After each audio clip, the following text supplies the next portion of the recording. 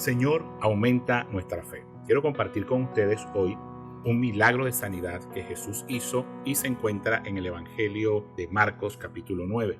Dice, cuando llegó a donde estaban los discípulos y una gran multitud alrededor de ellos y escribas que disputaban con ellos. Y enseguida toda la gente, viéndole, se asombró y corriendo a él le saludaron. Él les preguntó, ¿qué disputáis con ellos? Y respondiendo uno de la multitud dijo, Maestro, traje a mi hijo que tenía un espíritu mudo, el cual donde quiera que le toma, le sacude y echa espumarajos y cruje los dientes y se va secando. Y dije a tus discípulos que lo echaran fuera y no pudieron. Y respondiendo él les dijo, oh generación incrédula, ¿hasta cuándo he de estar con vosotros? ¿Hasta cuándo os he de soportar? Traédmelo. Y le trajeron. Y cuando el espíritu vio a Jesús, sacudió con violencia al muchacho, quien cayendo en tierra se revolcaba echando espumarajos. Jesús preguntó al padre, ¿cuánto tiempo hace que le sucede esto? Él le dijo, desde niño. Y muchas veces le echa en el fuego y en el agua para matarle. Pero si puedes hacer algo, ten misericordia de nosotros y ayúdanos. Jesús le dijo, si puedes creer, al que cree, todo le es posible. E inmediatamente el padre del muchacho clamó y dijo, creo, ayuda mi incredulidad. Y cuando Jesús vio que la multitud se agolpaba, reprendió al espíritu inmundo diciéndole, espíritu mudo y sordo, yo te mando, sal de él y no entres más en él. Entonces el espíritu, clamando y sacudiéndole con violencia, salió y se quedó como muerto, de modo que muchos decían, está muerto. Pero Jesús, tomándole de la mano, le enderezó y se levantó.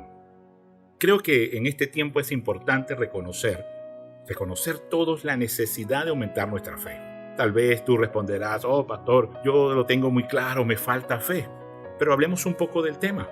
La Biblia dice en Hebreos 11:1, es la fe la certeza de lo que se espera y la convicción de lo que no se ve. Y sé que muchos cristianos conocemos este concepto de la fe. Lo repito, es la fe la certeza de lo que se espera y la convicción de lo que no se ve. Imaginémonos una escena de un cumpleaños de un niño al que ya se le ha celebrado anteriormente otros cumpleaños. Él se siente emocionado, se siente ansioso porque va a recibir regalos. Tendrá una torta, tal vez una piñata, pero algunas cosas van a ser sorpresa. Y es que los cumpleaños combinan una sensación o sentimiento de seguridad y una sensación de expectación por lo que va a venir. Y asimismo es la fe. Es la convicción basada en una experiencia pasada de que todas las cosas son seguras porque ya ocurrieron. Dios nos dará también sorpresas nuevas, cosas nuevas. Así se parece, así es la fe. Hay dos palabras que describen aquí la fe.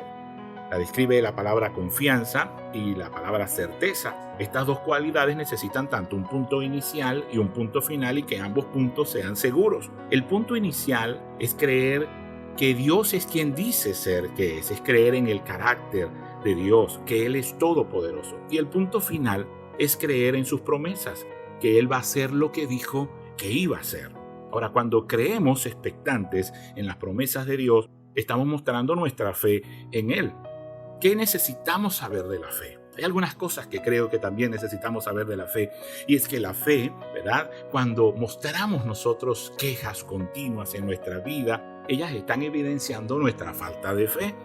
En el libro de Éxodo, capítulo 14, versículos 11 y 12 específicamente, cuando ya el pueblo de Israel había salido de Egipto, por todas las plagas que se habían allí presentado, el poder del Señor mostrándose a favor de ellos, y cuando estaban allí saliendo de Egipto en el desierto ya, entonces comenzaron a quejarse y comenzaron a dudar y comenzaron a tener temor por la amenaza del ejército del faraón. Ellos dejaron y menguaron en su fe, dejaron que su fe dejase de crecer, dejaron que su fe fuese afectada por las circunstancias que lo rodeaban, y humanamente podemos justificarlo, pero dejamos de creer en esa fe, aún conociendo un Dios tan poderoso que había hecho un gran despliegue de poder en Egipto para poder sacar a su pueblo Israel. Ellos comenzaron a quejarse, comenzaron a murmurar y decir, nos hubiésemos quedado en Egipto, hubiese sido mejor morir allá, hubiese sido mejor seguir siendo esclavos que venir a este lugar. Y eso evidenció su falta de fe. ¿Qué tanto te quejas diariamente? ¿Qué tan continuamente te estás quejando por las situaciones que te rodean? Otra cosa que aprendemos de la fe es que nuestra fe es afectada por las relaciones. Si nos estamos relacionando continuamente con personas que tienen poca fe, tal vez la fe que tú tengas, la cantidad va a comenzar a menguar, va a comenzar a desaparecer. Comenzamos a escuchar personas que se quejan, personas que creen que todo es imposible, pero la Biblia dice que lo que para nosotros los hombres es imposible, para Dios es posible. Dios todo lo puede, porque decimos que Él es todopoderoso. Nuestra fe entonces es afectada por las relaciones, por a quienes escuchamos diariamente, por las noticias, por lo que leemos, por los mensajes que nos envían, por las cosas que escuchamos. Todo eso puede afectar y puede estar afectando ahora mismo tu fe. Ahora, nuestra fe también afecta a otros. En el Evangelio de Lucas encontramos una historia sorprendente, una historia maravillosa. Lucas capítulo 5, versículo 18, habla de un hombre que Jesús también sanó. Era un paralítico. La casa estaba rodeada, Jesús estaba lleno de visitas, personas queriendo escucharle, porque se habían enterado que Jesús había llegado a Capernaum, a su casa.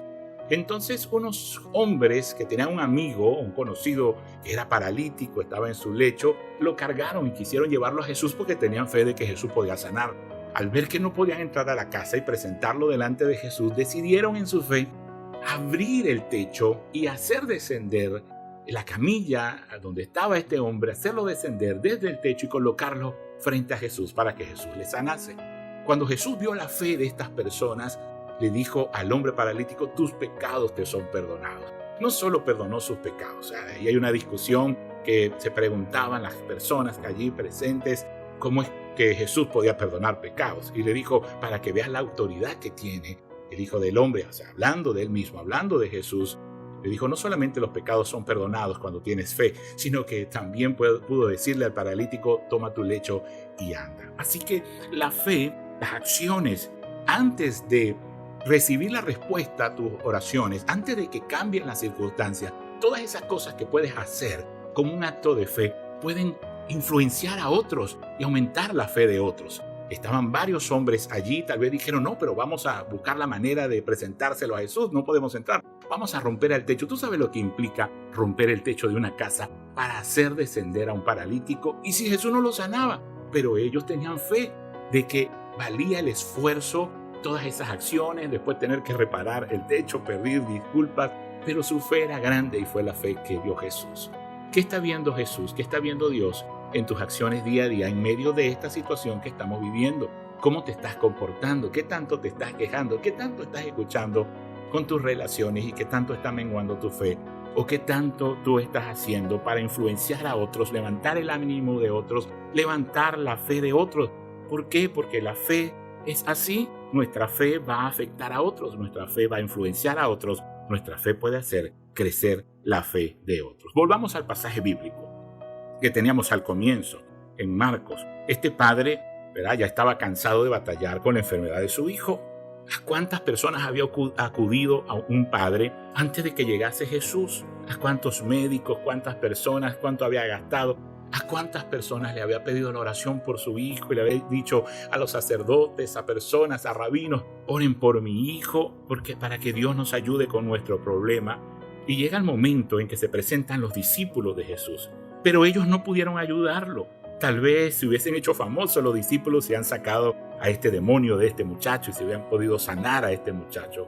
Este padre estaría agradecido durante toda la vida por los discípulos, pero no era el momento de proclamarse los discípulos, no era el momento de hacerse famosos. Ellos tampoco, como este no es el momento de hacernos a nosotros famosos y robarnos la gloria de Dios en medio de una situación como esta, porque Dios no comparte su gloria con nadie.